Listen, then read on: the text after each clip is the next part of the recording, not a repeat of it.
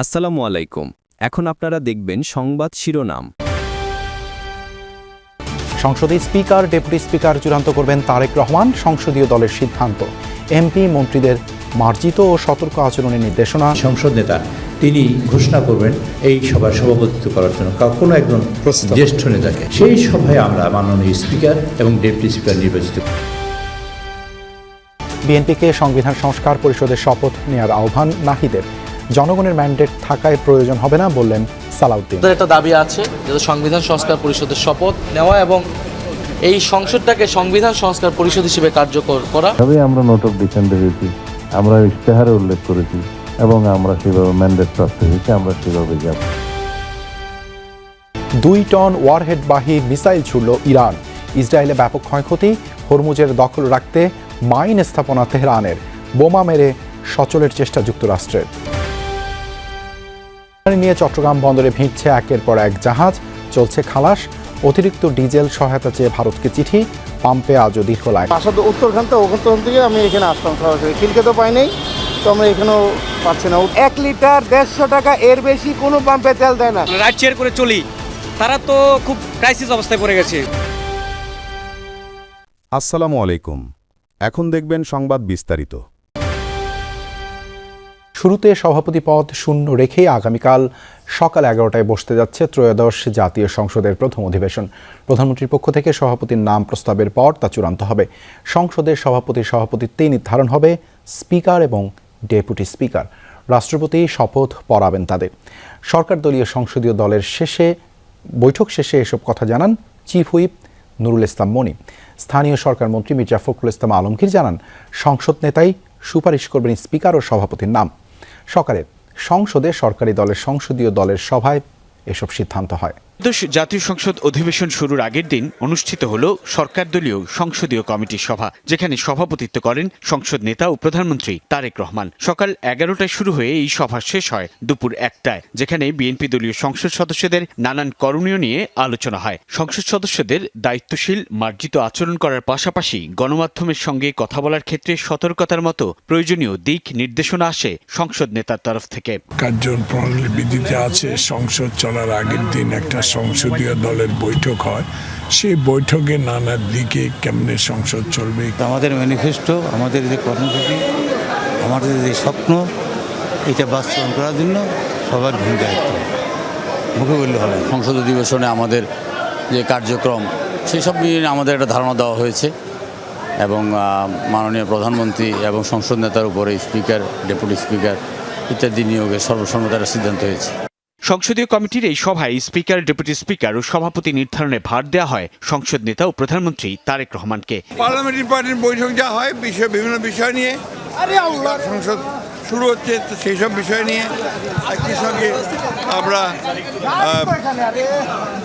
পার্লামেন্টের সব দায়িত্ব নিয়ে আলোচনা হয়েছে। স্পিকার এবং ডেপুটি স্পিকারকে শপথ গ্রহণ করাবেন রাষ্ট্রপতি। এরপরে আবার অধিবেশন বসবে। সেই অধিবেশনে প্রথমে সভাপতিমণ্ডলীর প্যানেল ঘোষণা করা হবে, তারপরে সুপ্রস্তাব আসবে। জুলাই সনদের আলোকেই ডেপুটি স্পিকার সহ সকল পাওনা বুঝে নিতে চায় বিরোধী দল, অন্যথায় নয়। গণভোটে পাশ হওয়া সব প্রস্তাব বাস্তবায়নে সংসদের পাশাপাশি রাজপথেও ভূমিকা রাখার কথা জানিয়েছেন বিরোধী দলীয় নেতা ডাক্তার শফিকুর রহমান। 24কে অগ্রাহ্য বা পাশ কাটিয়ে গেলে 26শে নির্বাচন জাতির জন্য কোনো সুফল বয়ে আনবে না বলেও মন্তব্য করেন তিনি। আর বিরোধী দলীয় চিফ হুইপ নাহিদ ইসলাম বলেছেন, সরকারি দলের সংবিধান সংস্কার পরিষদের শপথ নেয়ার দাবি অব্যাহত রাখবেন তারা। সামনে রেখে বুধবার বৈঠকে বসে বিরোধী দলের সংসদ সদস্যরা। জাতীয় সংসদ ভবনের সভাকক্ষে বৈঠকে সভাপতিত্ব করেন বিরোধী দলীয় নেতা জামাত আমির ডাক্তার শফিকুর রহমান। সে সংসদের এলডি হলে সাংবাদিকদের তিনি বলেন, ডেপুটি স্পিকার সহ বিরোধী দলের সকল প্রাপ্য জুলাই সনদের আলোকেই বুঝে নিতে চান তারা। জুলাই সংস্কারের যে প্রস্তাব, সেই প্রস্তাবটা পুরোপুরি বাস্তবায়ন হোক। এর আলোকে বিরোধী দলের যতটুকু পাওনা আমরা অতটুকু চাই, এর বেশি চাই না। ওই প্রস্তাবেই আছে যে একজন ডেপুটি স্পিকার বিরোধী দল থেকে হবেন। আমরা খণ্ডিতভাবে এটা চাচ্ছি না, আমরা চাই প্যাকেজ, আমরা চাই পিসমিল, পুরাটাই সেখানে গ্রহণ হোক, বাস্তবায়ন হোক। সরকারের ইতিবাচক কাজে সমর্থনের পাশাপাশি গণভোটে থাকা সকল বিষয় বাস্তবায়নে সংসদ ও সংসদের বাইরে সোচ্চার থাকার কথাও বলেন শফিকুর রহমান। আমরা আগেই বলেছি, বিরোধিতার জন্য বিরোধিতা নয়, সহযোগিতা করতে হলে সেটা দেশ এবং মানুষের জন্য, আর বিরোধিতাও করতে হলে দেশ এবং মানুষের অধিকারের জন্য। এ লড়াই ইনশাআল্লাহ আমরা সংসদে করব, প্রয়োজনে এই লড়াই রাজপথেও হবে। এটা গণতন্ত্রের সৌন্দর্য। বিরোধী দলীয় চিফ হুইপ নাহিদ ইসলাম সরকারকে সংবিধান সংস্কার ও জুলাই সনদের আলোকে কাজ করার আহ্বান জানান। যে সংবিধান সংস্কার পরিষদ শপথ যেহেতু আমরা নিয়েছি সংবিধান সংস্কার পরিষদের সদস্য হিসেবে, সরকারি দল নেয়নি, আমাদের একটা দাবি আছে যে সংবিধান সংস্কার পরিষদের শপথ নেওয়া এবং এই সংসদটাকে সংবিধান সংস্কার পরিষদ হিসেবে কার্যকর করা।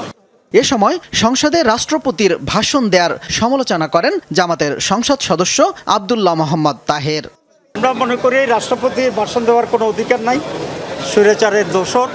শামীম রেজা, যমুনা নিউজ, ঢাকা। স্থান লক্ষ্য করে সবচেয়ে তীব্র এবং শক্তিশালী হামলা চালিয়েছে ইরান। মঙ্গলবার বহুল আলোচিত 2 টন ওয়ারহেড বহনকারী ক্ষেপণাস্ত্র ছড়ে IRGC। ইরানি গণমাধ্যমের দাবি এতে ব্যাপক ক্ষয়ক্ষতি হয়েছে তেল আবিব সহ বিভিন্ন স্থানে। হরমুজ প্রণালীর বিভিন্ন স্থানে ইরানি নৌযান লক্ষ্য করেও চলে মার্কিন হামলা। অঞ্চলটিতে 16টি মাইন বিছানোর জাহাজ ধ্বংসের দাবি করেছে মার্কিন সেন্ট্রাল কমান্ড। রাতে বহুল আলোচিত এই ক্ষেপণাস্ত্রের হামলা চালায় সে আন্তর্জাতিক বিভিন্ন গণমাধ্যমে প্রকাশিত ভিডিওতে দেখা যায় এসব ক্ষেপণাস্ত্র ভয়াবহ ধ্বংসযজ্ঞ সৃষ্টি করে তেল আবিব সহ ইসরায়েলের বিভিন্ন এলাকায়। বাণিজ্যিক আবাসিক সহ বিভিন্ন স্থাপনায় আঘাত হানে এসব মিসাইল। আগুন জ্বলতে দেখা যায় বাংকার সহ বিভিন্ন ভবনে। গেল 28 ফেব্রুয়ারি ইরানের উপর ইসরায়েল যুক্তরাষ্ট্রের হামলা শুরুর পর এটিকেই তেহরানের সবচেয়ে বড় শক্তিশালী অভিযান হিসেবে আখ্যা দেওয়া হচ্ছে। তেল আবিবের পাশাপাশি বীর ইয়াকুব এবং পশ্চিম জেরুজালেমেও ব্যাপক ধ্বংসযজ্ঞ হয়। আরব দেশগুলো থাকা মার্কিন দূতাবাস এবং ঘাঁটি লক্ষ্য করে হামলা। ইরানের হামলার কারণে আরব আমিরাত এবং ইসরায়েলের কনসুলেট বন্ধ ঘোষণা করেছে। একটি জ্বালানি ট্যাঙ্কারে বিস্ফোরণ হয়েছে। ধারণা করা হচ্ছে ইরানের ছোড়া ড্রোন অথবা মিসাইলের আঘাতে এই বিস্ফোরণ। ইসরায়েল যুক্তরাষ্ট্র তেহরানের মেহরাবাদ বিমানবন্দর লক্ষ্য করে চালানো হয় ক্ষেপণাস্ত্র হামলা। এর পাশাপাশি ইরানের রাজধানীর আবাসিক এলাকাগুলো চলছে ক্ষেপণাস্ত্র এবং বিমান হামলা। সরকার জ্বালানি সরবরাহ স্বাভাবিক বললেও রাজধানীর বেশ কয়েকটি পাম্প তেল সংকটে বন্ধ রয়েছে। তেল না থাকায় প্রায় 2 দিন ধরে বন্ধ রয়েছে বেশ কয়েকটি পাম্প। এমন অবস্থা চলতে থাকলে আগামী ঈদ যাত্রায় সংকট দেখা দিবে বলে জানিয়েছে পেট্রোল পাম্প ওনার্স অ্যাসোসিয়েশন। পাম্পগুলোতে ব্যাপক নিরাপত্তা সংকট তৈরি হয়েছে বলেও দাবি তাদের। এদিকে চট্টগ্রাম বন্দর সীমানায় 6টি জাহাজ থেকে আজ জ্বালানি খালাস হয়েছে। পর্যন্ত পাম্পে পাম্পে ঘুরলেও তেল পাননি কোথাও। স্বাভাবিক বললেও অনেক পাম্পেই নেই তেল। যেমন কুড়িলের এই পাম্পটিতে মঙ্গলবার থেকে জ্বালানি তেল শেষ, শুধু গ্যাস সরবরাহ চলছে। উত্তর বাড্ডার এই পাম্পটিতে আবার 2 দিন ধরে জ্বালানি তেল নেই। মালিবাগের এইটিতেও নেই অকটেন। পাম্প সংশ্লিষ্টরা বলছেন ডিপো থেকে তেল দেওয়া হয়নি 2 দিন, ফলে পাম্প বন্ধ রাখতে হয়েছে। আজ বিকেল থেকে শুরু হবে তেল সরবরাহ। আপৎকালীন সময়ের জন্য ভারতের কাছ থেকে অতিরিক্ত ডিজেল চেয়ে চিঠি দিয়েছে বাংলাদেশ। সচিবালয়ে বিদ্যুৎ ও জ্বালানি মন্ত্রী প্রতিমন্ত্রীর সাথে ভারতীয় হাইকমিশনারের বৈঠকে এই চিঠি হস্তান্তর করা হয়।